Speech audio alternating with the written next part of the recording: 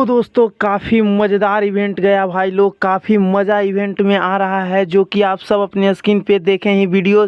काफ़ी बवाल तरीके से पावर स्टार पवन सिंह और संजना सिंह जी साथ में समर सिंह और पावर स्टार पवन सिंह के पूरी टीम डांस कर रहे हैं, जो कि आप सब अपने स्क्रीन पे देख पा रहे होंगे उसका फोटोज। जी हाँ दोस्तों, पावर स्टार पवन सिंह के टीम और समर सिंह और उनकी पावर स्टार पवन सिंह की माँ भी इस इवेंट में मौजूद है, जो कि काफ़ी बवाल लुक्स देखने को मिल रही है इवेंट का। और इवेंट में काफ़ी मज़ा आ रहा है भाई। अब तक तो इवेंट काफ़ी मज़ेदार जा रहा है। आप लोग की क्या राय है कमेंट बॉक्स में अवश्य बताएं। और वीडियो को अब तक लाइक नहीं किए तो वीडियो को लाइक ज़रूर कर लें और चैनल को सब्सक्राइब कर लें, ताकि इवेंट से जुड़ी हर एक खबरें आप तक बहुत जल्द पहुंच जाए। तो दोस्तों पावर स्टार पवन सिंह ने आखिरकार तबाही मचा ही दी इवेंट में लखनऊ, जो कि इवेंट लखनऊ में है। काफ़ी मज़ेदार जा रहा है अभी तक।